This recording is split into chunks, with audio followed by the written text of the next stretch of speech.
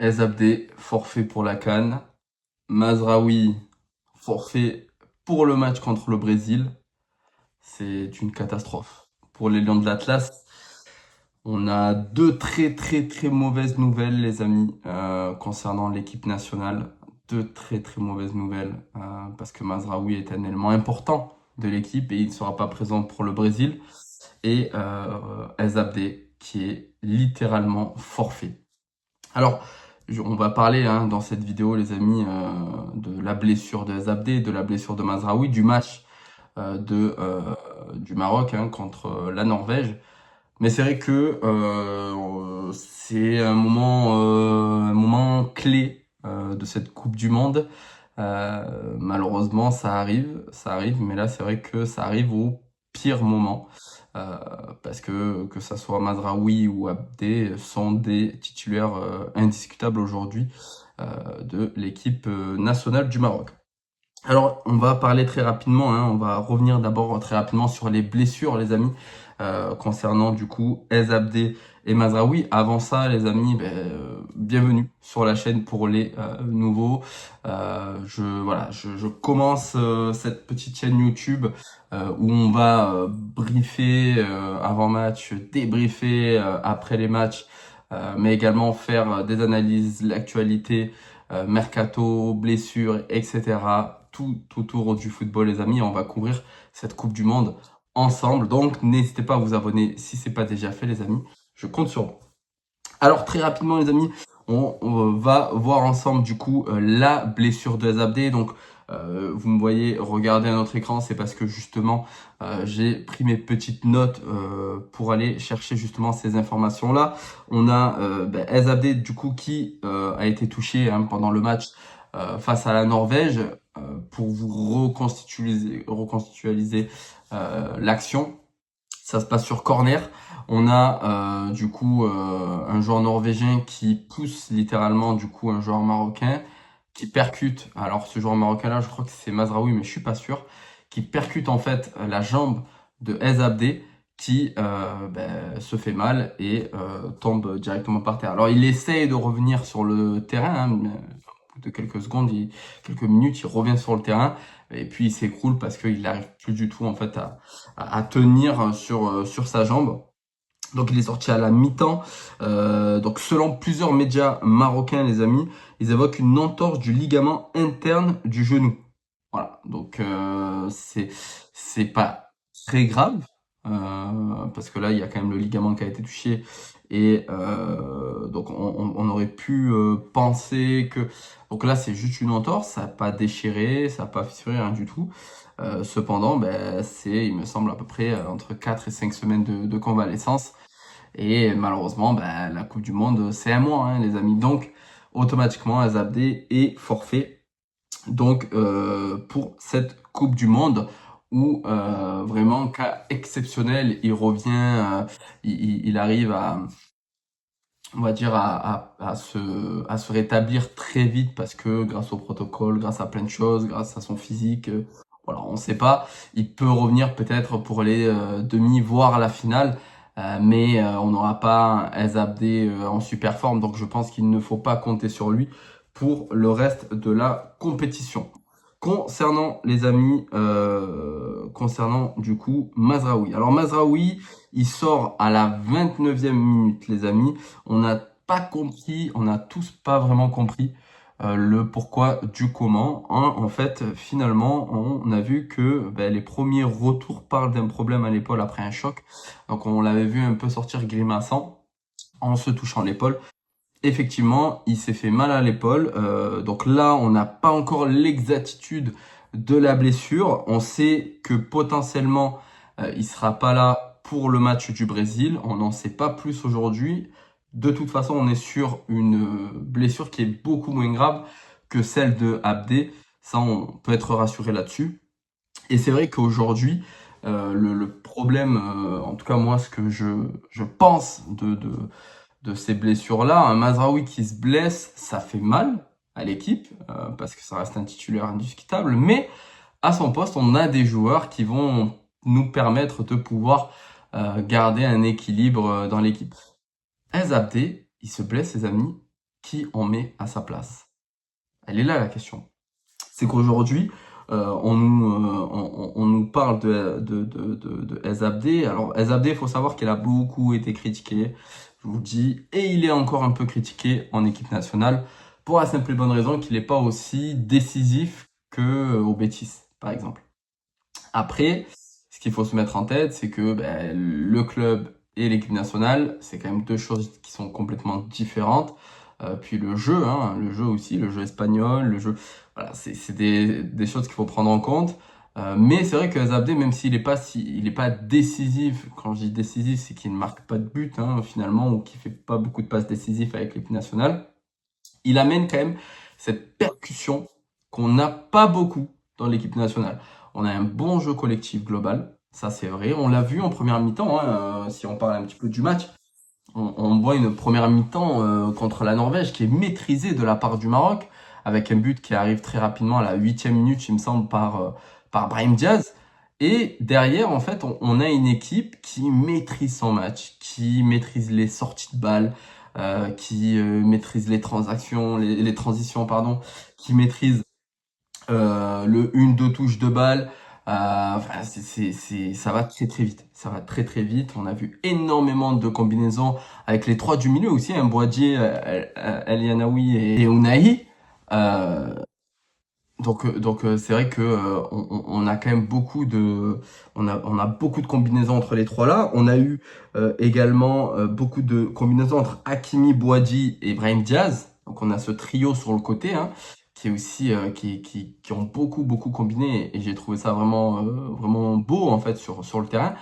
Non, franchement, on a eu de grosses actions de grande classe. Malheureusement, on n'a pas fini. Pourquoi? Parce qu'on n'a pas de neuf. Voilà, les amis, tout simplement, on n'a pas de neuf. Le seul neuf qu'on a, c'est El Kaabi. Et aujourd'hui, je vous cache pas mon inquiétude parce que El Kaabi est assez bon hein, en super sub. Mais pour moi, c'est pas un titulaire indiscutable. Derrière, il a voulu mettre Saibari. Malheureusement, c'est pas son poste, le poste de numéro 9. Donc voilà. Après, Saibari, c'est un peu le joueur finalement qui ne rentre pas dans le schéma du Maroc aujourd'hui, mais qu'on sait pas trop où mettre, mais il faut qu'on le mette parce que on sait que c'est un top joueur. Il a été joueur de l'année aux Pays-Bas, donc euh, c'est un top joueur, on le sait, mais il rentre pas forcément dans le schéma de Ouabi, mais voilà, aujourd'hui, il essaie de le mettre à quelque part. Moi, honnêtement, je le mettrai pas en 9, je le mettrai en 10. Mais ça voudrait dire qu'il faut sacrifier un des trois mousquetaires au milieu. Et honnêtement, au milieu, c'est difficilement bougeable au vu de ce qu'on a vu ces derniers matchs. Donc c'est vrai que Saibari, c'est un peu la grosse point d'interrogation. Est-ce qu'on le mettrait pas à gauche, à la place de Ez Abdé, avec quelqu'un habillé devant? Ça peut être une solution. On a vu que Raimi, moi je le dis depuis très longtemps, hein, les amis, Raimi c'est une catastrophe. Alors tout le monde me dit oui, mais en club, oui, mais avec l'équipe nationale, ce qu'il a toujours montré, c'est catastrophique. Voilà, il faut le dire, c'est catastrophique malheureusement. Il a essayé de montrer des choses pendant le match contre la Norvège quand il est rentré. Il a voulu proposer des choses, des accélérations, des 1 contre 1. Malheureusement, il y a eu beaucoup de déchets, beaucoup d'échecs, beaucoup de duels perdus. Et voilà, il n'est pas décisif. Il n'est pas décisif. Et aujourd'hui, on a besoin d'un joueur décisif, d'un joueur qui percute, qui affole la défense adverse pour que nous puissions construire des phases offensives qui peuvent aboutir derrière un but. Malheureusement, Raimi, il n'est pas dans ce schéma-là.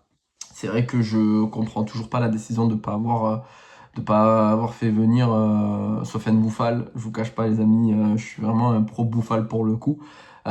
Certes, il a fait 6 bons mois au Havre.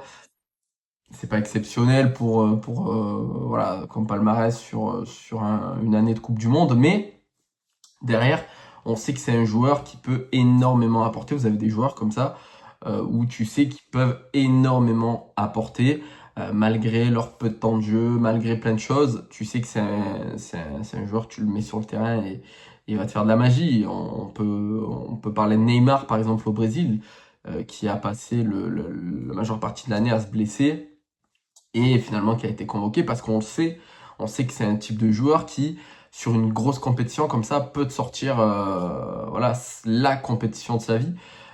Et Bouffal, pour moi, ben, c'est clairement ça. Je vous cache pas, Bouffal, je pense sincèrement qu'il aurait beaucoup aidé l'équipe.